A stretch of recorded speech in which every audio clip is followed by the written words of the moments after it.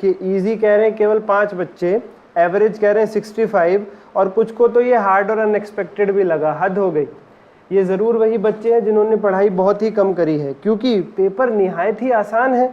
अगर आप मई 24 की बात करोगे तो पेपर एटलीस्ट 100% आसान है। अगर वो 200% था, ये 100 है, वो 100 था, ये 50 है। पेपर आसान था, इसमें कोई दो राय नहीं है। और मैं MCQs का डिस्कशन एक बार करा देता हूँ, क्योंकि पूरा तो क्वेश्चन पेपर डिस्कस कराना मुश्किल हो जाता है। MCQ 30 मार्क्स के आप ज़रा मिलान कर लीजिएगा एक बार, और अपने दोस्तों को भी शेयर कर दीजिएगा। और मेरा मानना ये है कि स्पीड थोड़ा बढ़ा के देखिएगा, जल्दी जल्दी आंसर मैच कर लीजिएगा। और अगर पहले लॉ की तैयारी कर लोगे अगले पेपर की, उसके बाद वीडियो देखोगे तो थोड़ा ज़्यादा बढ़िया रहेगा। हमारा फ़र्ज है बनाने का, बच्चों की जो क्वेरी आ रही है उनको समझाने का। और अगले अटेम्प्ट के जो बच्चे हैं वो तो देख ही सकते हैं, जिन्होंने अभी सितंबर 24 में एग्जाम नहीं दिया, क्योंकि उनके लिए तो ये 100% रेलिवेंट है, उन्हें आइडिया लग जाएगा किस प्रकार के MCQs आते हैं, तो वो तो अभी देख सकते हैं पूरे तरीके से, कोई दिक्कत नहीं है। चलिए जी, तो जरा मैं एक बार MCQ फ्लैश करता हूँ आप लोगों के सामने फटाफट से, बिना किसी देरी के। MCQ डिस्कस करना शुरू करते हैं। हो सकता है मैं कोई क्वेश्चन पहले पढ़ रहा हूँ, आपके सेट में आगे पीछे हो, बाकी सब मिल जाएंगे।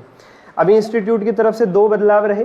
एक तो ये कि बुकलेट आपको घर के लिए मिल गई, जो कि अच्छी बात है, और दूसरा ये कि अकाउंटिंग स्टैंडर्ड मिक्सअप करके ज़बरदस्ती के केस सिनेरियो स्टडीज़ बनाए हुए थे, अच्छे क्वेश्चन नहीं थे। इसीलिए शायद मैं मानता हूँ बच्चे कह रहे थे कि जो MCQs है वो थोड़े कन्फ्यूजिंग थे, उनको इसी वजह से वो कन्फ्यूजिंग लग रहे होंगे, मैं मानता हूँ, क्योंकि अच्छे से मिक्सअप नहीं किया गया।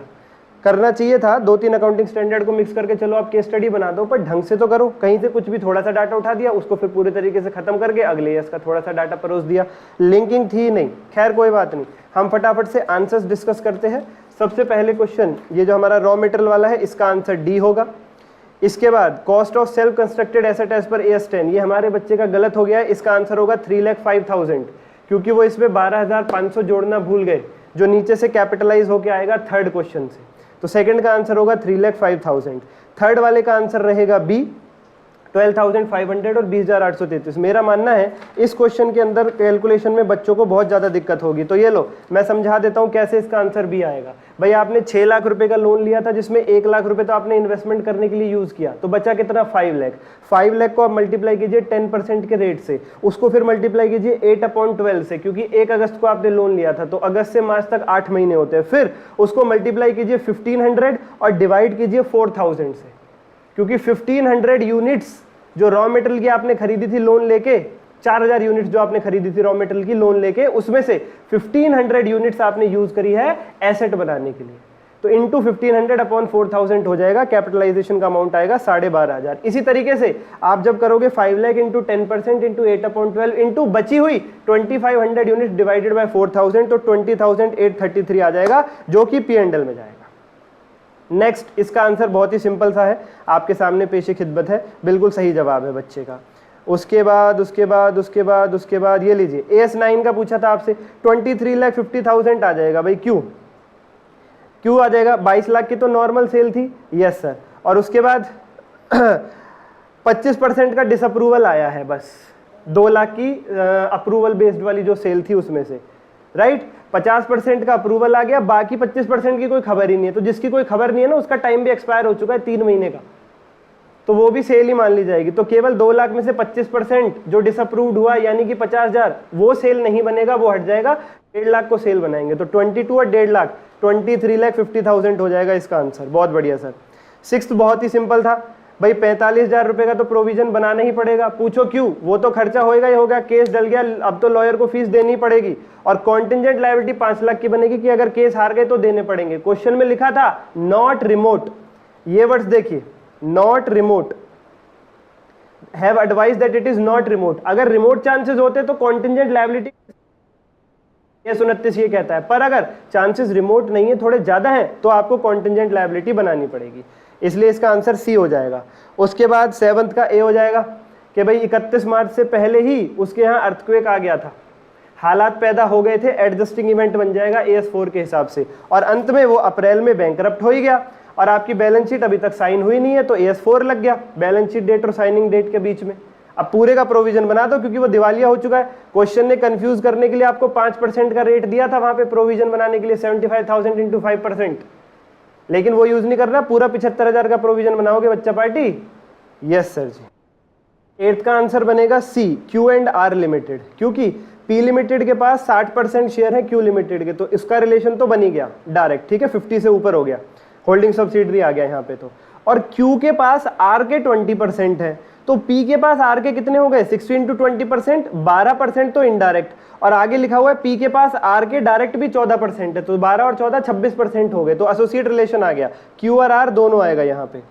अच्छा जी, उसके बाद 9th क्वेश्चन AS 19 से बहुत ही सिंपल, कह रहे हैं 3 लाख रुपए एक मशीनरी की कॉस्ट है, 20% प्रॉफिट कमाना है उस पर आपको, तो कितना हो गया 3,60,000, ठीक है, 5 साल लाइफ है, आप 3 साल के लिए उसको लीज पे दे रहे हो, तो एनुअल लीज कितना होगा अगर वो मशीन इतने इतने यूनिट्स प्रोड्यूस करके देगी, कुछ नहीं करना आपको, 3 लाख की कॉस्ट पे आपको 20% प्रॉफिट कमाना, यानी आपके हाथ में 3 साल में आना चाहिए 3,60,000, आप ये मान करके चल रहे हो, ठीक है जी। 3,60,000 को फिर मल्टीप्लाई करोगे आप किससे, पहले 3 साल की प्रोडक्शन 50 + 60 + 40 यानी 150,000, और डिवाइड करोगे 5 सालों की प्रोडक्शन यानी 3 लाख से, तो आपका आ जाएगा 1,80,000, 1,80,000, ठीक है। और 1,80,000 को फिर आप डिवाइड करोगे 3 साल से, क्योंकि 3 साल के लिए लीज पे है, तो 60,000 आ जाएगा आपका।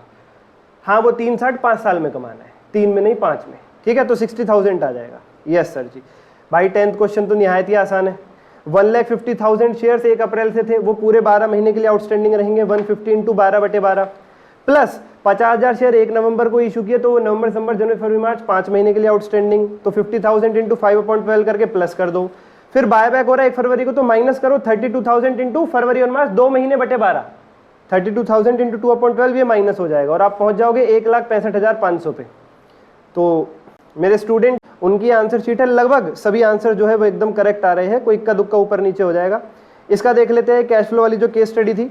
भैया सबसे पहला क्वेश्चन पूछा है cash flow from operating activities, बच्चे का ये थोड़ा सा गलत हो गया, थोड़ा सा क्या पूरा ही गलत हो गया, क्योंकि इसको डायरेक्ट मेथड से सॉल्व करना था, शायद कहीं ना कहीं वो इनडायरेक्ट मेथड लगा गई, उस टाइप का डाटा नहीं था क्वेश्चन में। देखो मैं बता देता हूँ ऑपरेटिंग एक्टिविटी कैसे आएगा। 3,000 का तो ये इंटरेस्ट आ रहा है बच्चों, जो सप्लायर से आया, ये इन्वेस्टिंग एक्टिविटी में नहीं जाएगा, ये सप्लायर से इंटरेस्ट आ रहा है, ऑपरेटिंग में आएगा, ठीक है सर। प्लस 16,000 रुपये डेटर से मिले, 40,000 × 40%, और माइनस 14,000 का आपने टैक्स पे कर दिया, ये सारा ऑपरेटिंग एक्टिविटीज है। 3 + 16 - 14 ये हो गया 5,000, और डिविडेंड और ये सेल पर, ये सब तो इन्वेस्टिंग एक्टिविटी में जाएगा, पॉइंट नंबर डी और ई, इसलिए ABC वाला ही डिस्कशन यहाँ पे रहेगा, तो ये 5,000 आ जाएगा, ठीक है सर। उसके बाद 12th का आंसर इन्वेस्टिंग में कितना जाएगा 22,000, बता देता हूँ कैसे।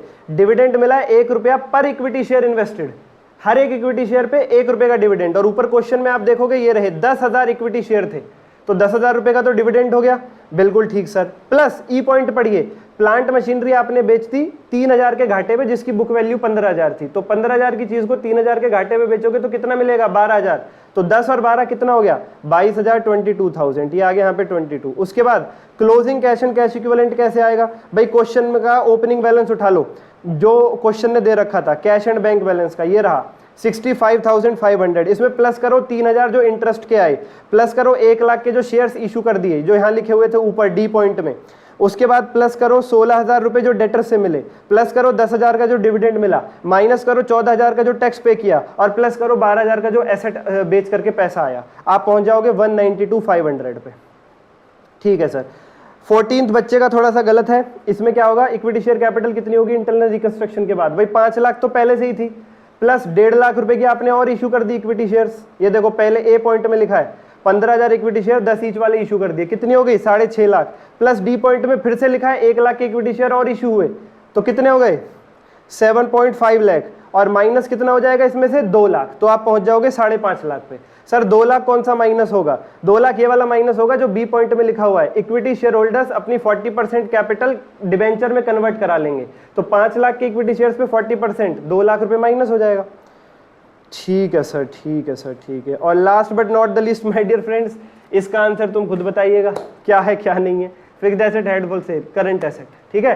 किसी भी क्वेश्चन में डाउट हो कमेंट करो, अपने दोस्तों को शेयर करो, लाइक करो, सब्सक्राइब करो ऐसी ही वीडियोस के लिए, और आगे आने वाले पेपर के लिए भी सभी बच्चों को बहुत बहुत all the best, keep it up. किसी का खराब भी हुआ है तो बच्चों जोश बनाए रखो, हिम्मत मत हारना, क्या पता अगले 3 पेपर इतने सुपर हिट जाएं कि एडवांस अकाउंट्स आपका कहीं नजर भी ना आए। धन्यवाद।